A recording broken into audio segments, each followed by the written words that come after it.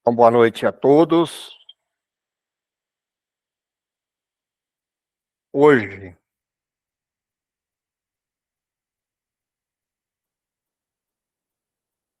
hoje de julho de 2023, estamos iniciando mais um estudo de O Livro dos Espíritos. Estudo, ele é organizado pela Sociedade Espíritas Obreiros do Senhor, de Curitiba, Paraná, e informamos aí aquelas pessoas que nos assistem a posteriori, que elas podem assistir os estudos anteriores lá pelo nosso site, no www.obreirodosenhor.org.br, ou também no canal do YouTube, que é o youtube.com/COS Curitiba. Vocês encontrarão não só esses estudos do Livro dos Espíritos, mas também o estudo da Revista Espírita, outros estudos que são organizados pela nossa casa, a programação das nossas atividades, e assim a pessoa pode acompanhar os estudos anteriores.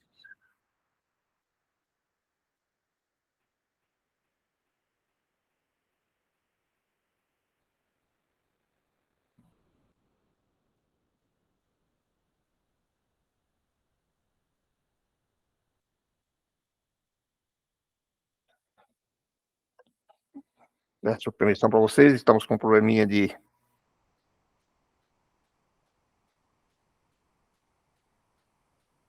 internet aqui, mas acredito que agora vai resolver aqui já. Ok, parece que voltou. Tem um pico de energia aqui.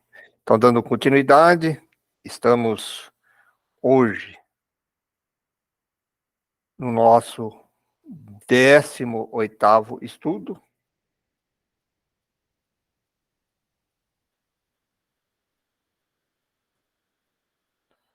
E no estudo de hoje, nós vamos falar um pouquinho, nós estamos estudando aí na segunda parte do livro.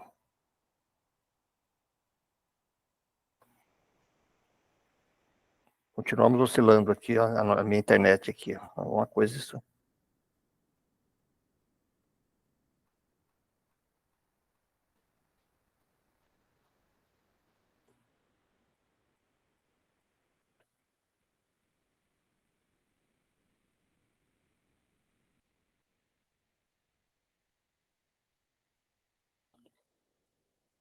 Ok, parece que agora estabilizou aqui.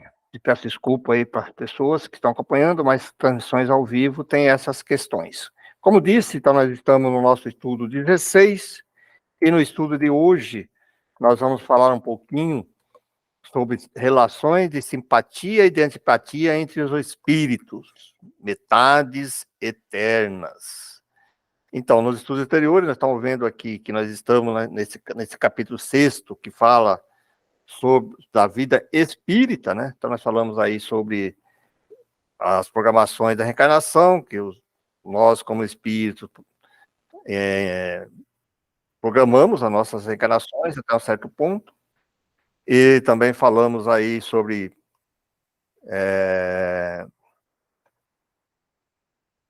antipatias e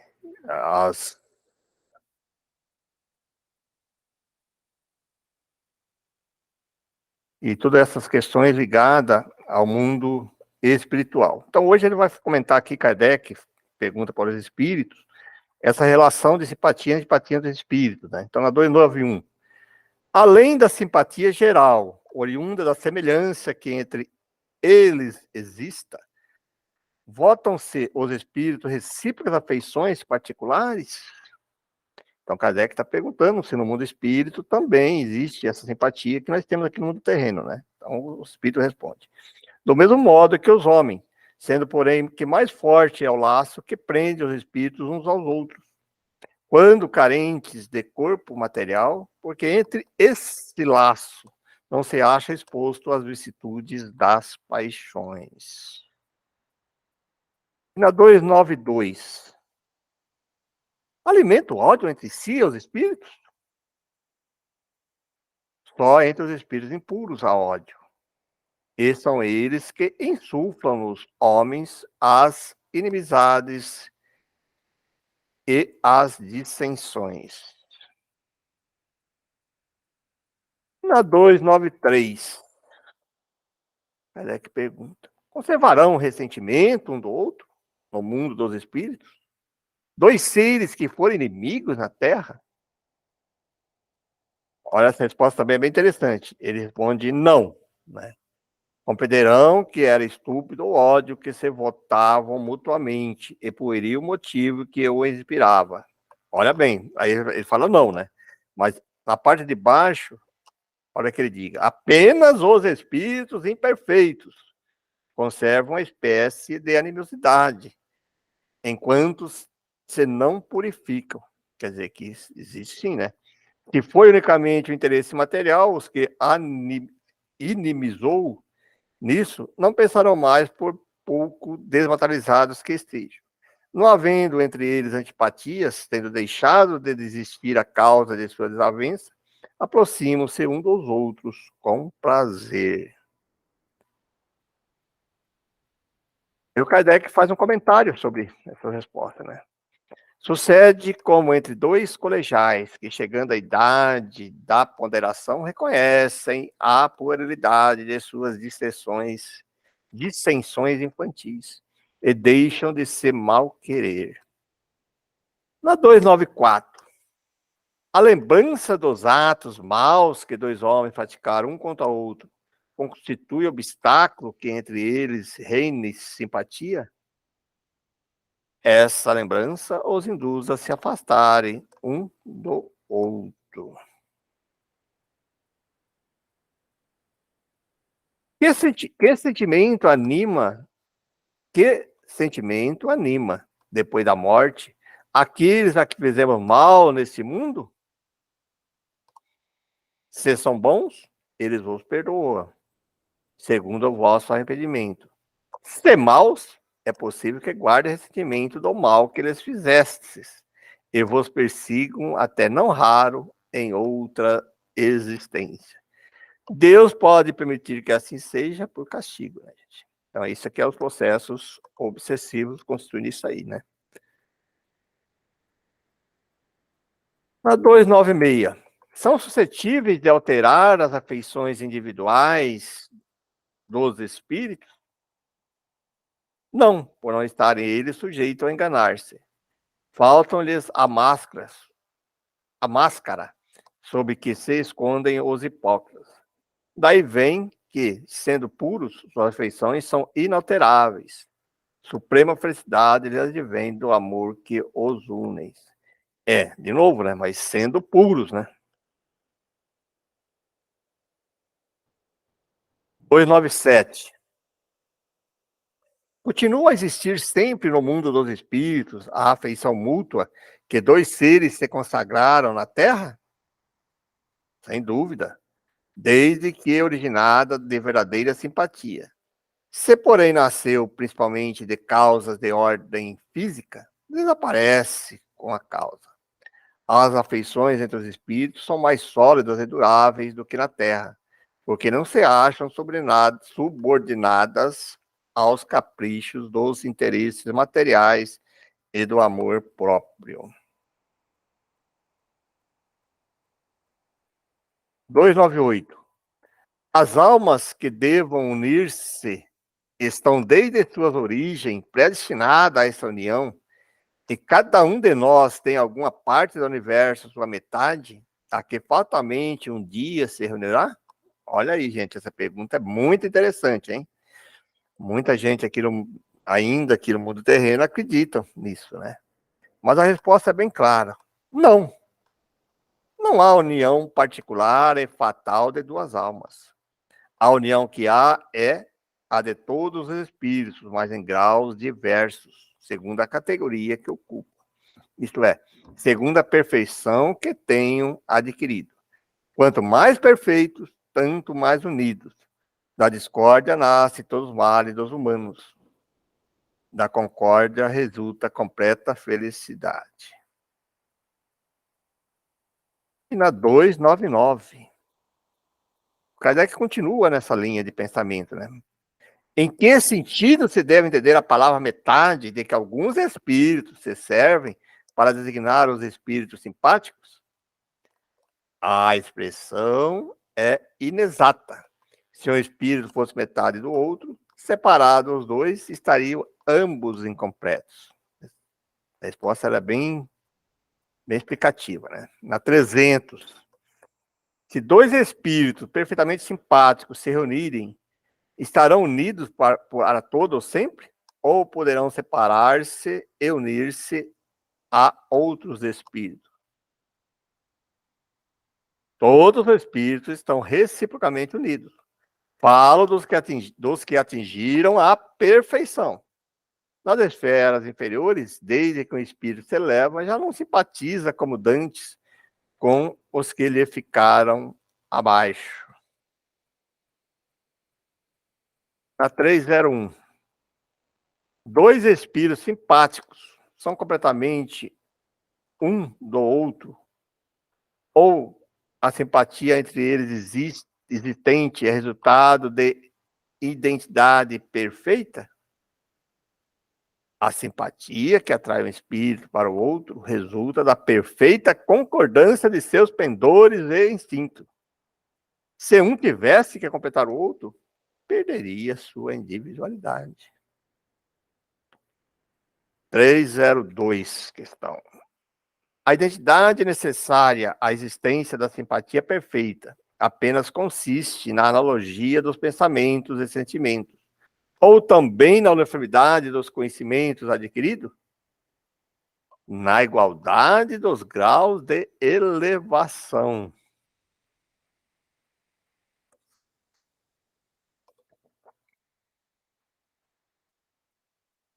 303. Pode tornar-se de futuros simpáticos espíritos que presentemente não o são? Todos o serão. Um espírito que hoje está numa esfera inferior ascenderá, aperfeiçoando-se a em que se acha tal outro espírito. E ainda mais depressa se dará ao encontro dos dois. Se o mais elevado por suportar ao mal as provas, a que esteja submetido permanecer estacionário. E aí ele faz uma pergunta A nessa pergunta aí. Pode deixar de ser simpático um a outro, dois espíritos que já sejam?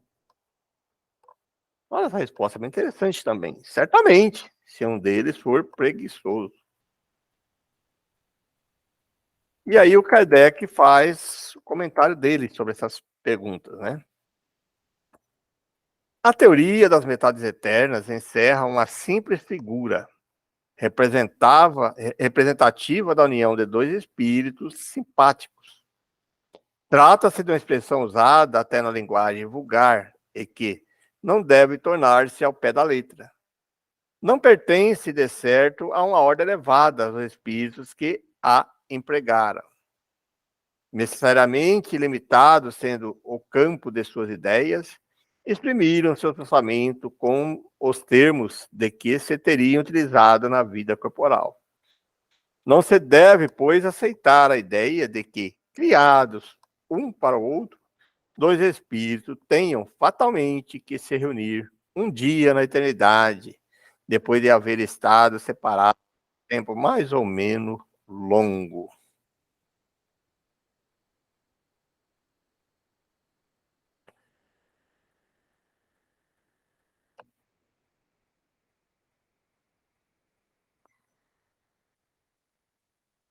E agora ele coloca outro tópico, né, na 304, que é recordação da existência corpórea. Então, na questão 304, lembra-se o espírito da sua existência corporal?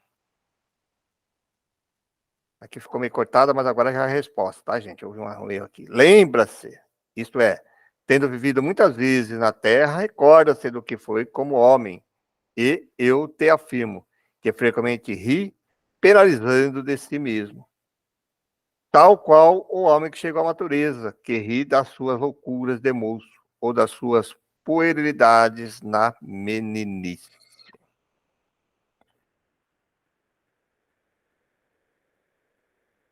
Na 305. A lembrança da existência corporal se apresenta ao espírito completa e inopinadamente após a morte? Não. Vem de pouco a pouco, qual a imagem que surge gradualmente de uma névoa, à medida que nela fixa ele a sua atenção. O espírito se lembra pormenorizadamente de todos os acontecimentos da sua vida? Aprende o conjunto deles de um golpe de vista retrospectivo? Aí o espírito responde: lembra-se das coisas de conformidade com as consequências que delas resultam para o estado em que se encontra, como espírito errante. Bem compreendes, portanto, que muitas circunstâncias haverá de sua vida a que não ligará importância alguma, e das quais nem sequer procurar recordar-se. Você sabe que quando eu estava ouvindo essa questão, a gente pode fazer uma analogia com nossa própria vida aqui no terreno, né? Como encarnado. Então, quando a gente vai chegando a uma certa idade, a gente vai se afastando das questões da nossa, quando eram crianças, jovens, né? E o que nós lembramos? Nós lembramos aquelas coisas que realmente foram importantes, né?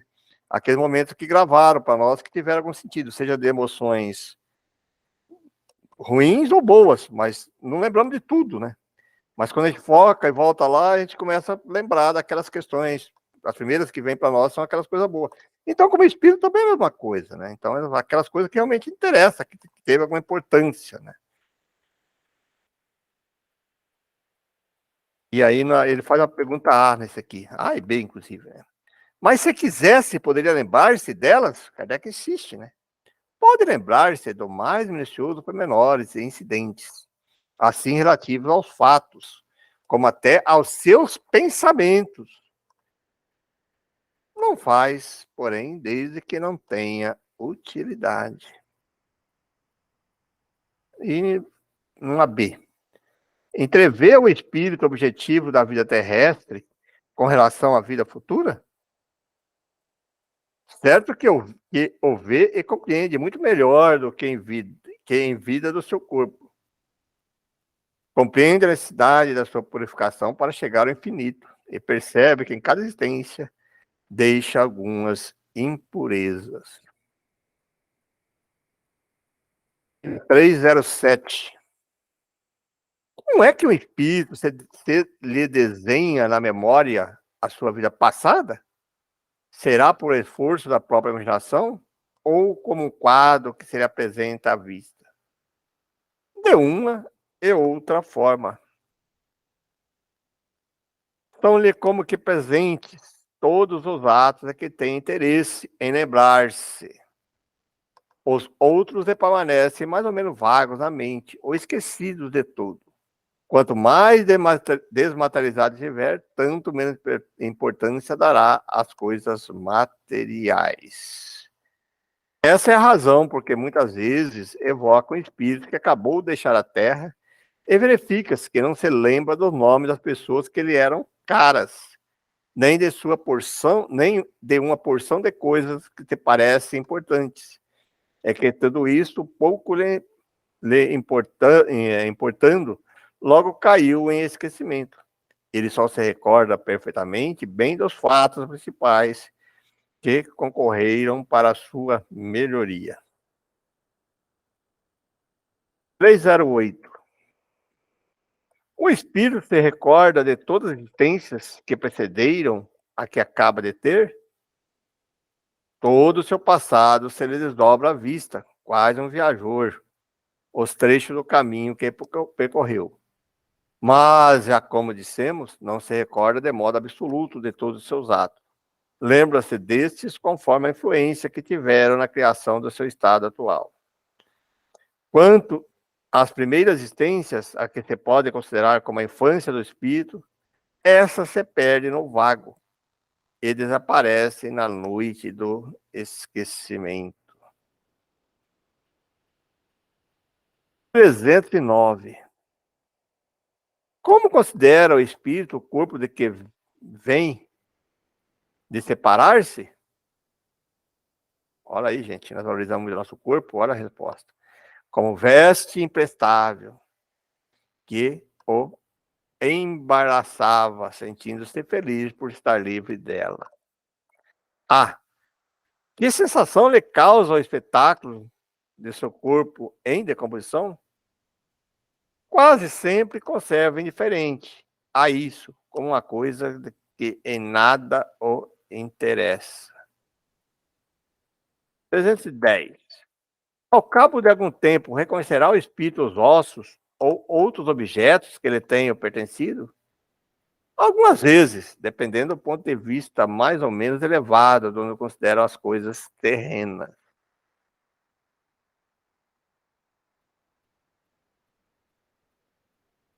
311. A veneração que se tenha pelos objetos materiais que pertenceram ao espírito lhe dá prazer e atrai sua atenção para esses objetos? É sempre grato ao espírito que se lembrem dele e os objetos que lhe pertenceram. Trazemos-lo à memória dos que ele no mundo deixou. O que o atrai, porém, é o pensamento dessas pessoas e não aqueles objetos. Isso é quando a gente estuda na questão da feitiçaria, das coisas. O que importa ali não é o objeto em si, é o pensamento que a pessoa, quando vê aquele objeto, ela pensa no espírito, né? Então, o que faz atrair ele, quando as pessoas vão no cemitério, vão no túmulo, ou vai orar sobre uma coisa, é o que ele está sentindo e pensando em relação àquele objeto, não o objeto em si, né? É a lembrança dos sofrimentos e, e a lembrança dos sofrimentos porque passaram na última existência corporal. Os espíritos a conservam? Frequentemente, assim acontece, e essa lembrança lhe faz compreender melhor o valor da felicidade de que pode gozar como espírito. O homem que nesse mundo foi feliz, deplora a felicidade que perdeu deixando a terra? Só os espíritos inferiores podem sentir saudades de gozos condizentes com a natureza impura, qual a deles, gozos que lhe acarretam a expiação pelo sofrimento. Para os espíritos elevados, a felicidade eterna é 1000 vezes preferível aos prazeres efêmeros da terra. Aí o Kardec faz uma observação sobre esse tema aí, né? Exatamente como sucede ao homem, que na idade da madureza nenhuma importância liga ao que tanto deliciava na infância. 314. Aquele que deu começo a trabalho de vulto com um fim útil e que os vê interrompidos pela morte, lamenta no outro mundo tê-los deixado por acabar? Não, porque vê que outros estão destinados a concluí-los. Trata, ao contrário, de influenciar outros espíritos humanos para que o time, né? Se o objetivo na Terra era o bem da humanidade, o mesmo objetivo continua a ter no mundo dos espíritos. 315. E o que deixou trabalhos de arte, de literatura, conserva pelas suas obras amor que ele tinha quando vivo? De acordo com sua elevação, aprecia-os de outro ponto de vista. E não é raro condene o que maior admiração lhe causava, né? 316. No além, o espírito se interessa pelos trabalhos que executam na Terra, pelo progresso das artes e das ciências, conforme a sua elevação ou missão que possa ter que desempenhar. Muitas vezes, o que vos parece magnífico, bem pouco é para certos espíritos, que então admiram, como o sábio admira a obra de um estudante. Atentam apenas no que provê a elevação dos encarnados e seus progressos.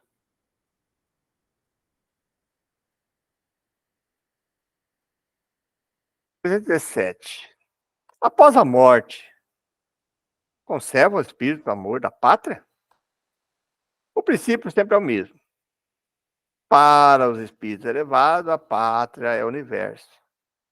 Na Terra, a pátria, para eles, está onde se acha o maior número de pessoas que lhes são simpáticas. As condições dos espíritos. Aí o Kardec faz um comentário, né? O Kardec faz um comentário sobre essa resposta agora. As condições dos espíritos é as mesmas, porque vêm as coisas, as coisas variam ao infinito.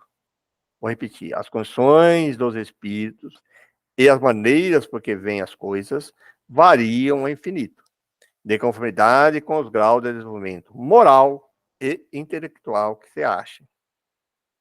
Geralmente, os espíritos de ordem elevada, só por breve tempo, se aproximam da Terra.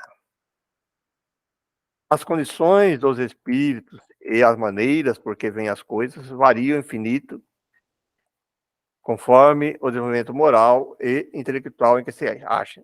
Ele repetiu aqui.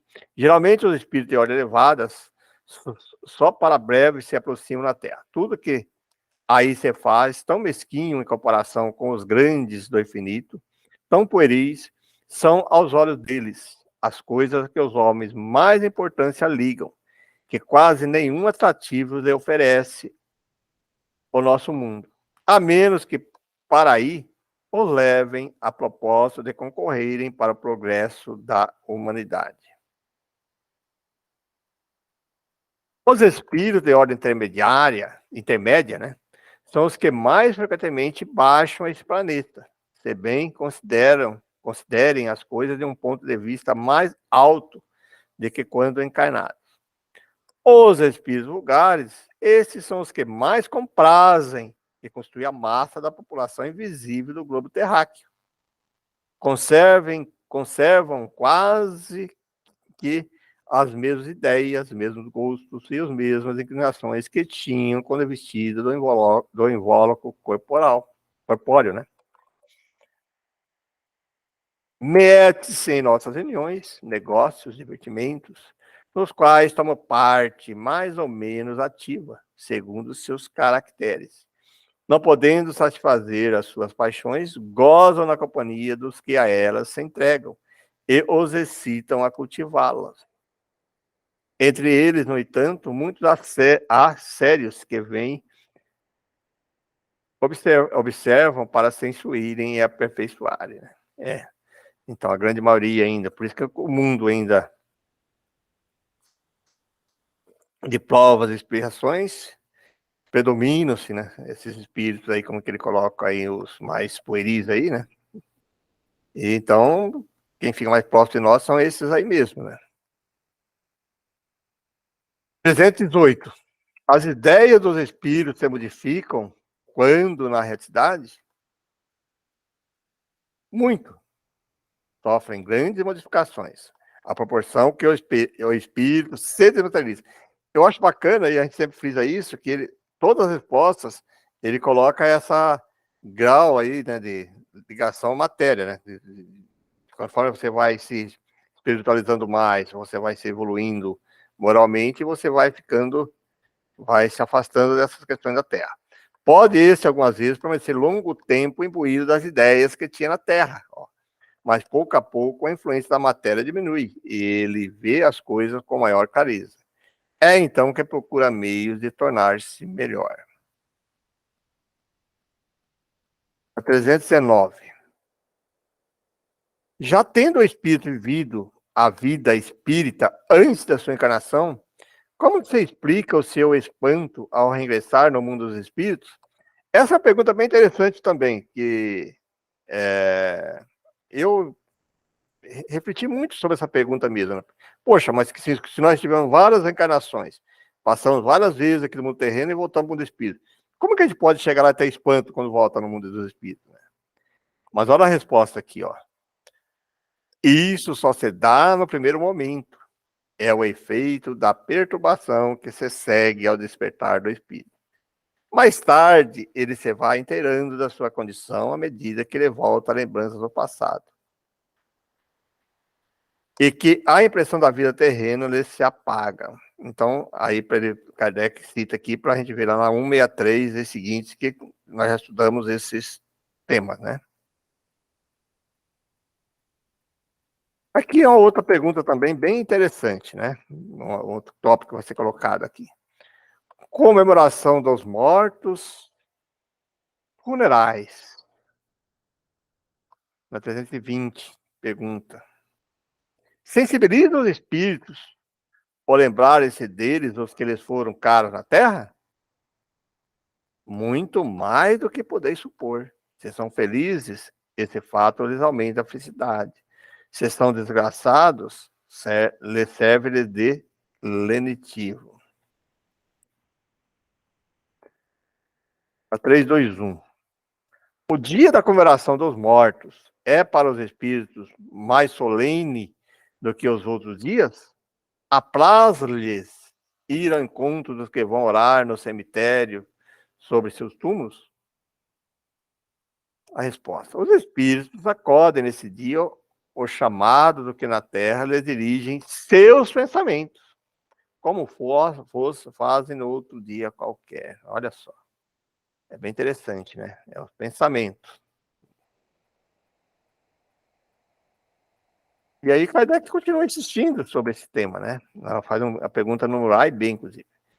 Mas, ou definados, né, para eles um dia especial, de reunião junto de suas sepulturas?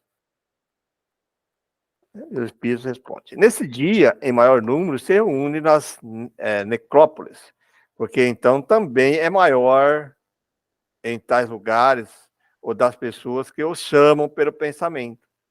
Porém, cada espírito vai lá somente pelos seus amigos, e não pela multidão dos indiferentes.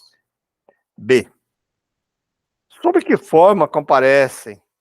Como os veríamos se pudesse tornar-se visível? Sob a que tinham quando encarnados, né? 322.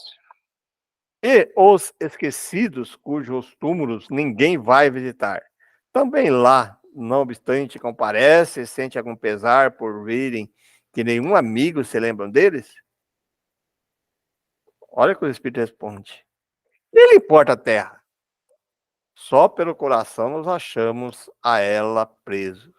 Desde que ninguém lhe mais volta a afeição, nada mais prende a esse planeta. O espírito que tem para si o universo inteiro.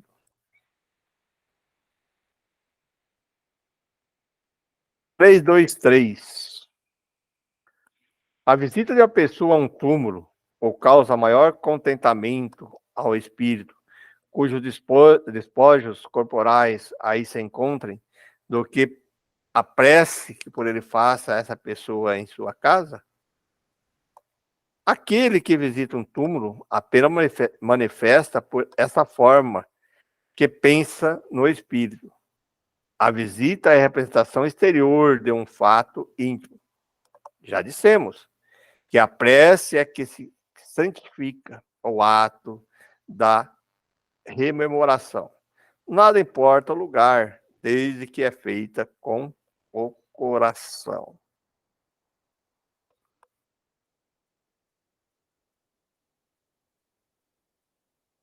324. Os espíritos das pessoas a quem se erigem estátuas ou monumentos, assistem à inauguração de umas e outros e experimentam algum prazer nisso? Muitos comparecem a tais solenidades quando podem, porém menos sensibilizam a homenagem que eles prestam do que as lembranças que deles guardam os homens. 325. Qual a origem do desejo que certas pessoas exprimem de ser enterradas antes num lugar do que noutro? Será que preferirão, depois de mortas, vir a tal lugar? E essa importância dada a uma coisa tão material constitui indício da inferioridade do espírito? Afeição particular do espírito por determinados lugares. Inferioridade moral. Importa este ou aquele canto da terra a um espírito elevado? Não sabe ele que sua alma se reunirá à dos que lhes são caros, embora fiquem separados os seus respectivos ossos? E aí o Kardec continua no tema, fazendo a pergunta A. Deve-se considerar futilidade a reunião dos despojos mortais de todos os membros de uma família? Não, é um costume piedoso e um testemunho de simpatia que dão os que assim procedem aos que lhes foram entes queridos. Conquanto destituída da importância para os espíritos, essa reunião é útil aos homens. Mais concentrados se tornam suas recordações.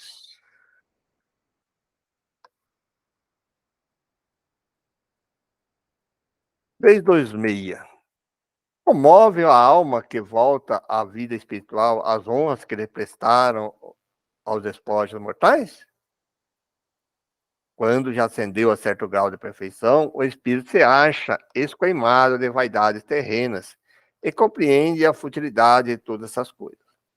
Fica sabendo, porém, há espírito que nos primeiros momentos que se seguem à sua morte material, experimentam grande prazer com as honras que lhes tributam, ou se aborrecem com pouco caso que façam dos seus envoltórios corporais. É que ainda conservam alguns dos preconceitos desse mundo. Né? De novo, né? É de acordo com o grau de evolução, né? Moral. O espírito assiste a seu enterro? Pergunta interessante também. Frequentemente assiste, mas algumas vezes, se ainda está perturbado, não percebe o que se passa. Lisonjeia a concorrência de muitas pessoas no seu enterramento? Mais ou menos, conforme o sentimento que as anima.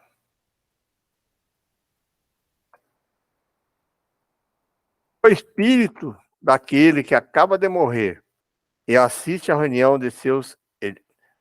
Repetir, 328. O espírito daquele que acaba de morrer assiste à reunião dos seus herdeiros? Olha aí, gente. Quase sempre.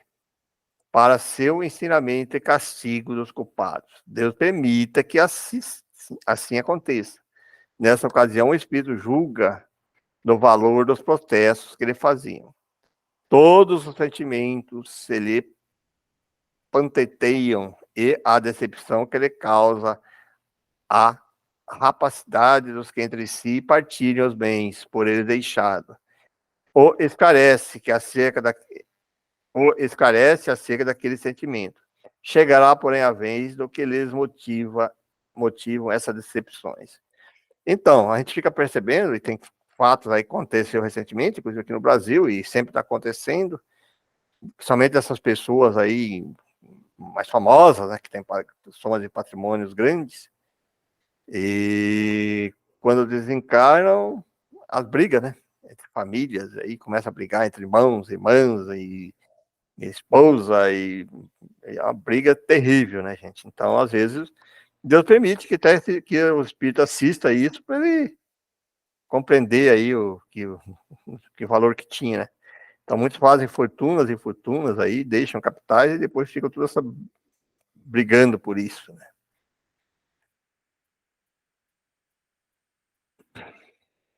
O instintivo respeito que em todos os tempos, entre todos os povos, o homem consagrou e consagra aos mortos, é efeito da intuição que tem da vida futura? É a consequência natural dessa intuição. Se assim não fosse, nenhuma razão teria a esse respeito. É interessante essas questões. Bom, gente, é o que eu preparei, porque agora nós vamos entrar na próxima semana, nós vamos entrar num próximo no próximo capítulo, nós vamos entrar no capítulo 7. Então, foi esse o tema que eu preparei hoje. E eu acho interessante esse tema, porque, assim, eu sou de família, minha família são católicos, né? Igreja católica, me respeito eu como espírita, muitos gostam do espiritismo, depois que eles entendem bem isso. Mas aí tem essa polêmica sobre as questões que eu tenho já pai, mãe, 2 irmãos desencarnados, né? E principalmente quando chega próximo dessas épocas aí de finados, aí há uma motivação. Eu respeito, inclusive, eu respeito de acordo com o Kardec colocou ali, que os espíritos colocam ali. Eu respeito as ideias que tem lá o jazigo lá da família, que tá o final do pai, final da mãe, tem uma irmã, né? Tem outro meu irmão que também está em outra cidade. Eu respeito isso, mas eu vejo assim que aí fala, mas você não. Aí, quando a gente chega na cidade, tem as pessoas mais perto, gostam de ir lá no cemitério, ver lá, né? Pô, mas você não vai lá ver o cemitério, não quer ver? Eu falei, não, baseado nesse tema que está assim. Eu falei, quando eu estou pensando neles, nos meus pais, nos meus irmãos, eu faço em oração, de sentimento, sinto oração. Ah, mas não, às vezes até a gente colabora com alguma coisa, que a gente precisa trocar alguma coisa lá, arrumar alguma coisa assim, por consideração da família, né? Respeito da família, mas se a gente entender bem, isso para mim não faz sentido isso, né? Então eu não vou. Aí chega às vezes, pega uma folga, pô, mas você não vai? Eu não. Aí eu vejo assim que chega as pessoas, faz questão de ir lá, né? Vai cada mês, 2 meses, fica. Então, quando a gente compreende as coisas, parece que as coisas modificam um pouquinho, né? É que nem o Kardec coloca no final, os espíritos colocam no final. Isso aí, às vezes, é um respeito pela família mesmo, né? Que às vezes a família quer seguir ali, então a gente tem que respeitar isso. Mas nós temos que compreender que realmente o que liga nós aos aqueles nossos irmãos que já foram antes, sejam eles parentes, pais, mães, irmãos, esposa, ou esposa, ou filhos, né? São os sentimentos que nós sentimos, né? É difícil isso. Bom, gente, era isso. Alguém quer fazer algum comentário, alguma observação? Tudo bem? Aí então um tema bem interessante para a gente fazer nossas reflexões, né? Nossos estudos, para a gente refletir sobre isso, né? Porque dificilmente a gente, quando a gente vai chegando já mais uma certa idade, então a gente sempre vai tendo, vai, vamos dizer assim, vão partindo nesses entes queridos. Quando acontece dessa maneira, é até uma questão até natural, né? Que vai saindo os primeiros mais velhos, né? Então é bem natural. Então, quem de nós não tem isso, né? Quem de nós não passa por essas experiências? Então, nós temos que ensinar também, inclusive, os mais jovens, né? Aqueles que têm filhos, aqueles que têm colegas, que têm sobrinhos, que têm. Explicar que a morte é a parte de um processo, né? Natural, né? E que nós temos que cultivar exatamente esses sentimentos de afeto, de alegria, de bondade. Né? Bom, gente, então era isso. Na próxima semana nós vamos entrar aí no capítulo 7, dando continuidade a essa linha ainda da parte segunda, né, que fala sobre o mundo espiritual, que também é um tema bem interessante a estudar. Como que o senhor está aqui, eu vou fazer a nossa prece de encerramento. Então vamos agora nesses instantes que estamos encerrando nossos estudos da noite, elevar os nossos pensamentos,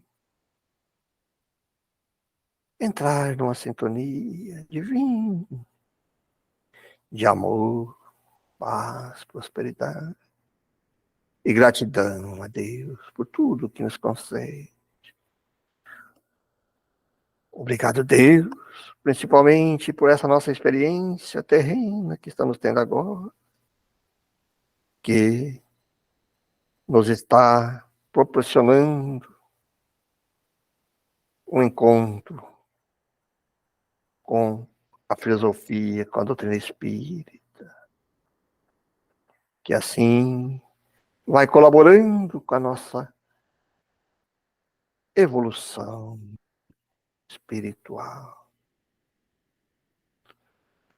Obrigado, Jesus, mestre querido, pelo Evangelho e por também nos trazer o Consolador prometido, que é o advento do Espiritismo, que nós bem sabemos e temos convicções disso, que a filosofia espírita foi coordenada por Jesus, que na época, para evitarmos algumas controvérsias, intitulou como Espírito da Verdade. E assim o advento da doutrina espírita, que vem abrir o véu do mundo espiritual, fazendo que possamos compreender melhor o Evangelho, porque assim sabemos para onde vamos, quem somos, de onde viemos, porque sofremos, porque passamos por experiências dolorosas. Obrigado, mestre, por tudo, por esse Evangelho, pela doutrina espírita. Obrigado a todos os amigos da codificação espírita que dedicaram o seu tempo. A Hipólito Leão Denisard, Allan Kardec, por nos deixar esse legado tão grande que é essa filosofia, essa doutrina espírita. Assim, agradecemos também a toda a equipe espiritual que nos acompanha, nos intuindo, nos guiando, para que possamos cada vez mais evoluir. Assim, com o nosso coração cheio de gratidão e amor por tudo, vamos encerrando o trabalho desta noite, o estudo desta noite. Que assim seja.